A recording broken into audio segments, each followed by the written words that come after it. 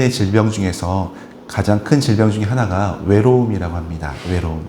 사람들은 이 외로움을 잊기 위해서 끊임없이 누구를 만나거나 또 분주하게 무엇을 하거나 바쁜 일정 가운데 보내기도 합니다. 그러나 영성 작가 헨리 나우엔은 우리에게 중요한 통찰을 말해줍니다. 헨리 나우엔이 하는 말이 이렇습니다. 타인이 없어서 느끼는 결핍인 외로움을 치유할 유일한 길은 하나님과 단둘이 마주하는 풍성함인 고독의 자리로 나아가는 것입니다. 이렇게 말합니다.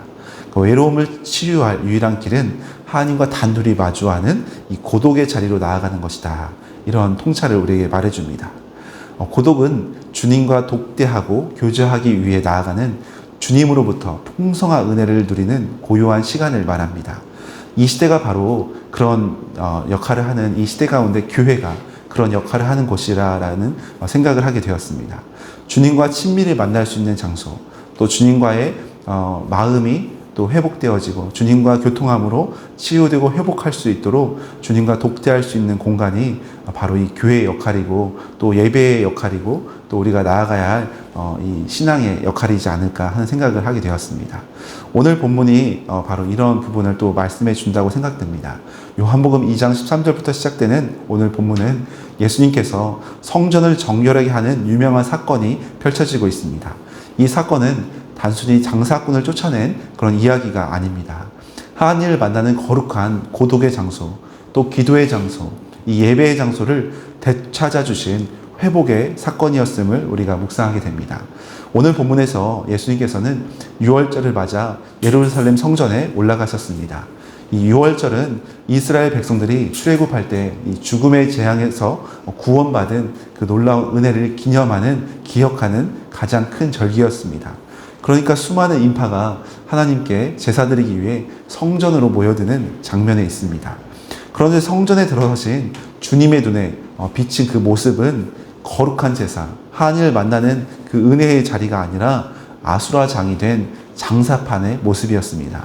그래서 예수님께서는 노끈으로 채찍을 만드시고 양과 소를 내쫓으시면서 상을 뒤엎으시는 개혁의 그런 현장을 펼치십니다. 그리고 16절에 말씀합니다. 16절에 가니까 비둘기 파는 사람들에게 이르시되 이것을 여기서 가져가라. 내 아버지의 집으로 장사하는 집을 만들지 말라. 이런 무서운 엄포를 하십니다. 바로 어제만 해도 가나 혼인잔치에서 사랑으로 물을 포도주로 만드는 기적과 같은 일을 하셨는데 오늘 본문에서는 그와 완전히 정반대의 모습처럼 어떻게 보면 혁명가로서 개혁가로서 그 판을 뒤집어 엎으시는 그런 급진적인 모습까지도 보이셨습니다. 사실 이 장소는 성전 구역 중에서 가장 바깥쪽인 이방인의 뜰에서 일어났던 장면입니다. 예수님께서는 구약 성경 이사야 56장 7절 말씀을 인용하여서 마가복음 11장 17절에 가면 내 집은 만민이 기도한 집이라 선포하시면서 너희는 강도의 구려를 만들었다라는 참 무서운 말씀을 하셨습니다. 이방인의 뜰은 유대인이 아닌 이방인들이 신체적 결함이나 또 이방인들이나 많은 사람들이 하나님을 경외하는 마음으로 찾아와서 기도할 수 있도록 누구든지 주 앞에 나와 기도할 수 있도록 주님을 만날 수 있도록 구별된 특별한 선교적이고 자비로운 그런 은혜의 공간이었습니다. 그러나 당시 종교 지도자들은 이 거룩한 자리를 장사판으로 내어준 일이었습니다.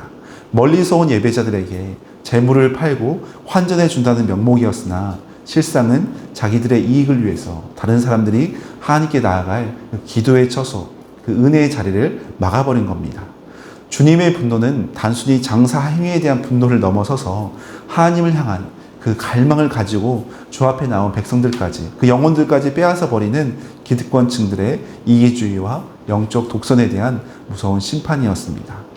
이 광경을 지켜보던 유대인들은 예수님께 표적을 구합니다. 18절에 보니까 내가 이런 일을 행하니 무슨 표적을 우리에게 보이겠느냐.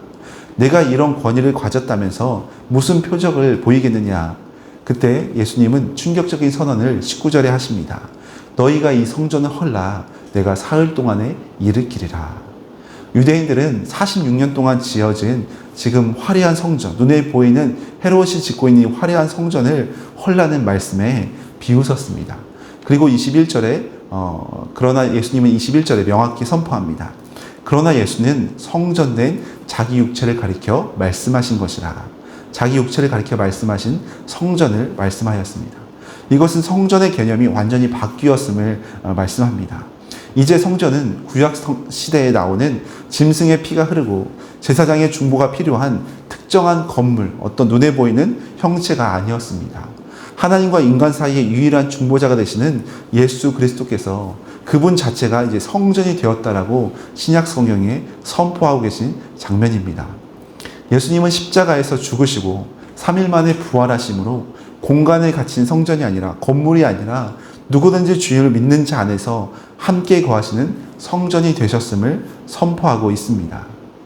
그리고 고린도전서 3장 16절에는 우리가 곧 성전임을 말씀합니다. 왜냐하면 주님이 우리와 함께 하시고 성령이 우리 안에 거하시는 거룩한 전임을, 거룩한 우리가 영임을 말씀하고 계십니다. 그러니 어떤 공간적인, 어떤 건물적인 개념이 거룩한 성전이 아니라 이제는 우리 안에 거하시는 주님이 함께 하시기에 우리가 곧 성전임을 말씀합니다. 그러니까 오늘 말씀처럼 우리는 우리 안에 계신 주님과 함께 거룩한 성전을 거룩하게, 또 진실하게, 청결하고 정직하게 나아가야 할 또 그 의무와 또 믿음의 삶 가운데 우리 놓여 있습니다. 그래서 더 이상 건물 자체가 어떤 의미를 주는 성전은 아닙니다. 그렇다고 해서 제가 교회 건물 폐기론까지 언급하는 것은 어려움이 있다고 봅니다.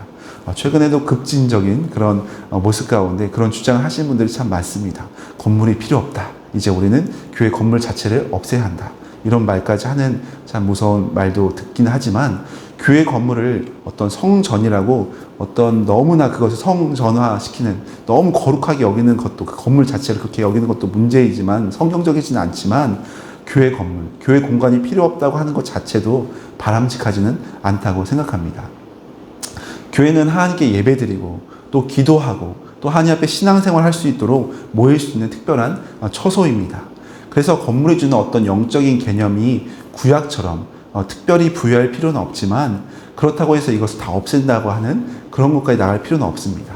함께 집중하며 기도하며 예배드릴 수 있는 신앙생활 할 공간적인 개념에서 교회는 반드시 필요하고, 또 하나님이 교회를 통해서 귀하게 역사해 가십니다.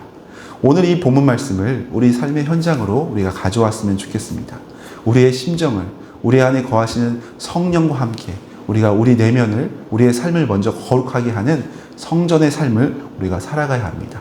또한 우리 교회 입장에서는 우리 교회도 도심 속 기도실로 오픈하고 평소에 누구나 와서 편하게 기도할 수 있도록, 또 교회 예배실을 오픈하는 이유가 바로 주님이 회복하고자 하셨던 오늘 본문처럼 그 이방인의 뜰, 주님의 임재를 경험하는 은혜의 공간을 세우기 위함입니다.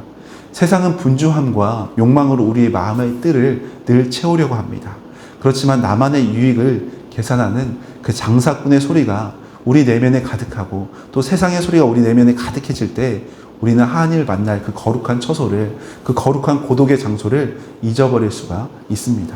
그래서 주님은 우리에게 말씀하십니다. 오늘 16절 말씀에 내 아버지의 집으로 장사하는 집을 만들지 말라. 내 아버지의 집. 또한 마가복음 11장 17절에는 내 집은 만민이 기도한 집이라 주님은 말씀하고 계십니다. 우리 교회 예배실, 단순히 조용히 묵상하는 공간, 그냥 조용히 있다 가는 공간이 아니라 누구나 주 앞에 나와 주님과 단둘이 마주할 수 있는 거룩한 고독의 자리, 은혜의 자리, 회복의 자리로 그렇게 나아갔으면 좋겠습니다. 사람의 중심을 아시는 주님 앞에, 그 주님 앞에 정직하게 나아가 우리 내면의 소음을 잠재우고 주님의 음성에 귀 기울이는 기도와 예배, 구별된 은혜의 공간이 되었으면 좋겠습니다. 말씀을 마무리하겠습니다.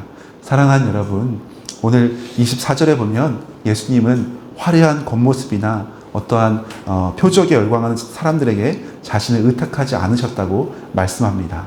주님은 사람의 중심을 다 아시고 또한 우리의 마음의 중심을 다 보시고 알고 계시기 때문입니다. 혹시 우리 마음의 성전에 주님께서 들어오시면 무엇이라고 할지 혹시 생각해 보셨습니까?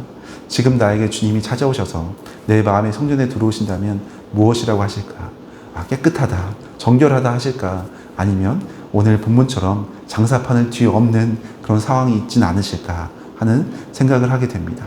내 이익을 계산하려던 마음, 또 다른 사람을 배려하지 않는 이기심이 혹시 있거나 하나님을 수단으로 이용하려고 했던 종교 지도자들과 같은 마음이 혹시 우리 안에도 조금이라도 들어와 있는 것은 아닌지 우리 마음의 성전을 돌아보는 이 새벽이 되었으면 좋겠습니다. 그래서 오늘도 우리의 심령이 주님께서 기뻐하시는 거룩한 정결한 성전으로 빚어가는 그런 믿음의 삶이 되시기를 소망합니다.